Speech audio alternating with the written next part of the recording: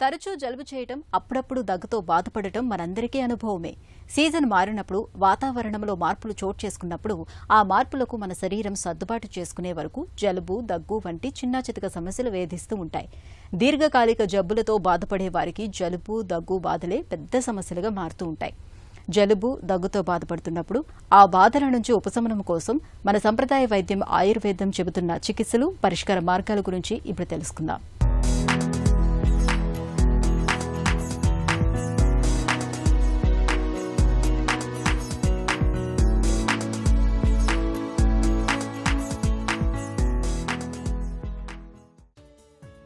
జలుబు, రొంప, పడిశం పేరేదైనా ఇది పట్టిందంటే జలగలా ఓ పట్టాన వదలదు.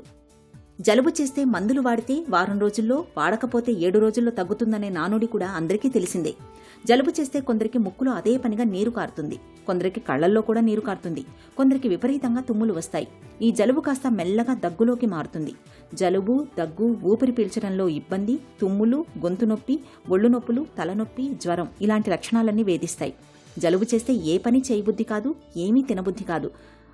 పడుకుందామంటే ఓ పట్టాన నిద్ర పట్టదు. జలుబుతో వచ్చిన ఇంకో సమస్య ఏమంటే ఇది అంటువ్యాధి. ఇంట్లో ఒకరికొస్తే మొత్తం ఇంటిల్లిపాదినే చుట్టబెట్టేస్తుంది.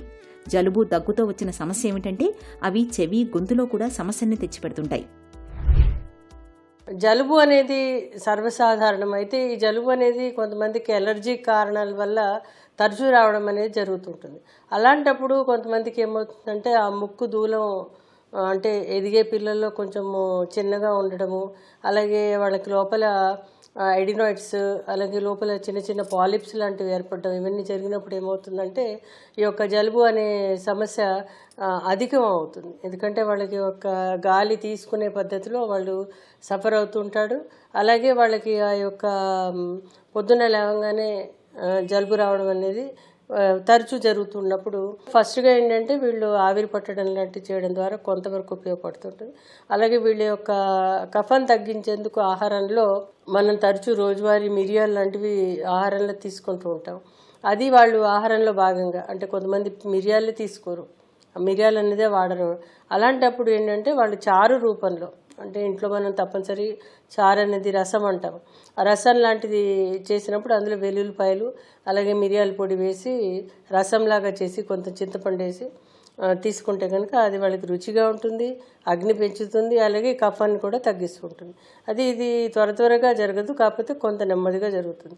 అలాగే వేడి నీళ్ళల్లో పసుపు, మిరియాలు, దాల్చిన చెక్క వేసి పొద్దున్నే ఒక కప్పుడు తాగితే, పొద్దున్న సాయంత్రం తాగితే కూడా వాళ్ళకి ఇది సహాయపడుతూ ఉంటుంది.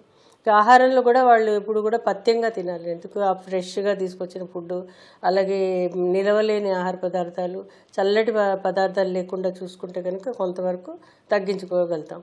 అలాగే కొంతమందికి ఏంటంటే వాళ్ళకి ఈ చల్లటి వాతావరణంలో తిరిగినప్పుడు, ముఖ్యంగా వర్షం పడినప్పుడు, వర్షంలో తడిసినప్పుడు ఈ జలుబు అనేది ఎక్కువ అవడము, అలాగే సైనసెస్ ఎఫెక్ట్ అవ్వడం, ఇమ్మీడియట్గా ఎఫెక్ట్ అవ్వడం జరుగుతుంటుంది, వెంటనే తలనొప్పి రావడం జరుగుతుంటుంది.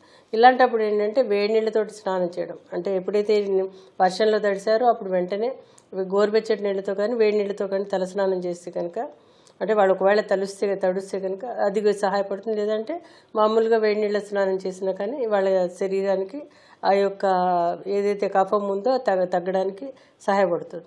ఇది కాకుండా ఏంటంటే వ్యాయామం విషయానికి వచ్చేసరికి కొన్ని యోగాసనాలు చేయడం ద్వారా, అంటే ముఖ్యంగా ఏదైతే బ్రీతింగ్ ఎక్సర్సైజ్ ఏదైతే చెప్తున్నామో అది చేయడం ద్వారా ఈ వెంటిలేషన్ ప్రాసెస్ ప్రాపర్గా అయ్యి ఈ పాలిప్స్ లాంటివి ఏమైనా గ్రో అయ్యే ఉంటే కనుక అవి గ్రో అవ్వడం తగ్గుతుంది. ఇంకొకటి, రాత్రి పడుకునేటప్పుడు కొంచెం కొబ్బరి నూనె, కొంచెము అల్లం రసం వేసి దానిని చిన్నగా డ్రాప్, ఒక ముక్కులో ఒక డ్రాప్, 2 ముక్కులో ఒక డ్రాప్ లాంటిది వేస్తే కనుక వాళ్ళకి చాలా మంచి రిజల్ట్ ఉంటుంది. ఇది కాకుండా కొంతమందికి మెంతాల్ లాంటిది కర్పూరం చిన్న గుడ్డలో చుట్టి దాన్ని పీల్చడం ద్వారా కూడా వీళ్ళకి తగ్గుతుంది. ఇలా కాకుండా కొంతమందికి ఏంటంటే వీళ్ళకి వాము అనేది మనకి ఇళ్లలో ఉంటుంది, అజ్వైన్ అంటారు. ఆ వాముని కొంచెం ఒక చిన్న పిడికెడు వాము తీసుకుని దాన్ని పల్చటి తెల్లటి వస్త్రంలో చుట్టి దానిని ముక్కు దగ్గర పట్టుకుని పడుకుంటే కనుక చాలా బాగా హెల్ప్ చేస్తుంది. అంటే అందులో నూనె అనేది ఉంటుంది, వాము నూనె, ఆ నూనె అజ్వైన్ తైల్ అంటారు.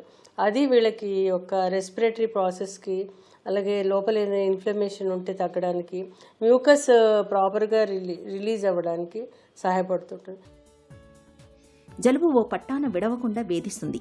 వారాల తరబడి, నెలల తరబడి ముక్కు చీదుతూ ఉండేవారు చాలామందే కనిపిస్తుంటారు. జలుబుకు దగ్గు కూడా తోడవుతుంటుంది. ముఖ్యంగా పొడి దగ్గు బాగా వేధిస్తుంటుంది. జలుబు, దగ్గు బాధల మూలంగా కొందరిలో చెవి ఇన్ఫెక్షన్లు కూడా తలెత్తుతుంటాయి. ఇలాంటప్పుడు వేధించే జలుబు, దగ్గు బాధల నుంచి ఉపశమనం కోసం ఆహార విహారాల్లో కొన్ని ప్రత్యేక జాగ్రత్తలు తీసుకోవాలి. కొవ్వు పదార్థాలు, మాంసాహారం, పాల ఉత్పత్తుల్ని బాగా తగ్గించాలి.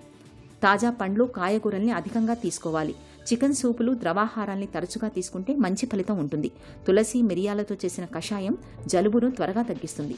ఓ గ్లాసు వేడి నీటిలో ఓ నిమ్మకాయ రసం పిండి 2 చెంచాల తేనె కలిపి రోజు పరగడుపున తాగితే జలుబు తగ్గుతుంది. వేడి పాలలో చిటికెడు పసుపు కలుపుకొని తాగితే జలుబు వల్ల వచ్చే ఇబ్బందులు తగ్గుతాయి. అలాగే పొద్దున్నే వేడి పాలల్లో మిరియాల పొడి, కాస్త సొంటి పొడి కలుపుకొని తాగితే జలుబు బాధల నుంచి చక్కని ఉపశమనం లభిస్తుంది. చిట్కాల విషయానికి వచ్చేసరికి చాలా రకాలైన చిట్కాలు ఉంటాయి. అందులో మనకి సైంధవ మనకి ఇళ్లలో దొరుకుతుంటుంది, అదొక 1/4 టీ స్పూను. తాళిసపత్రి అనేది దొరుకుతుంటుంది, అదొక 1/4 టీ స్పూను. యాలకులు, లవంగాలు ఇది ఒక 1/4 టీ స్పూను. అలాగే దాల్చిన చెక్క ఒక 1/4 టీ స్పూను. అలాగే పిప్పళ్ళు ఒక 1/4 టీ స్పూన్. ఇవన్నీ కలిపి ఒక పౌడర్ లాగా చేసి ఒక డబ్బాలో పెట్టుకుని రోజు ఒక 6 చెంచాడు పొద్దున, 6 చెంచాడు సాయంత్రం గోరువెచ్చటి నీళ్ళలో కలిపి తేనె వేసి తీసుకుంటే కనుక చాలా బాగా పనిచేస్తుంది. లేదా అంటే వాళ్ళు కషాయంలాగా కాచి, అంటే ఈరోజు టీ అని చెప్తున్నారు, అది కషాయంలాగా కాచి తీసుకుంటే కూడా చాలా బాగా పనిచేస్తుంది. ఇది కాకుండా రాత్రి పడుకునేటప్పుడు పాలల్లో ఒక చిటికెడు పసుపు వేసి పుచ్చుకుంటే కనుక ఈ అలర్జిక్ కండిషన్స్ ఏవైతే ఏర్పడుతున్నాయో అవి కూడా తగ్గడానికి అవకాశం ఉంటుంది. ఇది కాకుండా కలోంజీ అనేది వస్తూ ఉంటుంది, అయితే దానిని నల్ల జీలకర్ర అంటారు కొంతమంది, కాకపోతే అది చిన్నగా ఉంటుంది, చేదుగా, వగరుగా, డిఫరెంట్గా ఉంటుంది. అయితే కలోంజీ ఏంటంటే ఇది యాంటీ ఇన్ఫ్లమేటరీగా పనిచేస్తుంది. దీంట్లో highest amount of D vitamin ఉంటుంది. కాబట్టి ఇది కూడా మన శరీరానికి ఒక సైనసైటిస్ లాంటి సమస్యలకి సహాయపడుతుంది. అంటే ఎంత తీసుకోవాలంటే ఒక 1/4 టీ స్పూన్, అంటే 2 చిటికెలు పొద్దున సాయంత్రం తీసుకుంటే కనుక చాలా సేఫ్. ఎందుకంటే ఇది ఒకలాంటి ఫుడ్ ఐటమే ఇది. కాకపోతే ఇది కఫహార ద్రవ్యంగా కూడా ఉపయోగపడుతుంది, అలాగే పిత్తహార ద్రవ్యంగా కూడా ఉపయోగపడుతుంది. అలాగే యాంటీ హిస్టమిన్స్ అధికంగా ఉంటాయి దీనికి. ఈ కలోంజీ తైలం అనేది కూడా వస్తుంటుంది, బ్లాక్ సీడ్ ఆయిల్ అంటారు.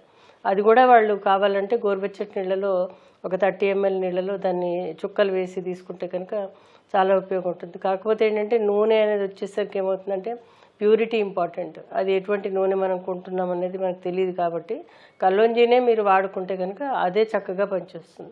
చికిత్సా విషయానికి వచ్చేసరికి ఈ యొక్క సైనసైటిస్ ఏదైతే ఉందో, సైనసెస్ ఏవైతే బాగా ఇబ్బంది పెడుతున్నాయో అప్పుడు వాళ్ళకి దాన్ని సరిపడా చికిత్స అనేది చేయాలి. ముఖ్యంగా కఫహార చికిత్స అనేది, అలాగే వాతహార చికిత్స అనేది, అలాగే పైత్యం కూడా రాకుండా ఉండేది కూడా ఇవ్వాల్సి ఉంటుంది. ఇందులో ముఖ్యంగా లక్ష్మీ విలాస రస్ అనేది చాలా బాగా పనిచేస్తుంది.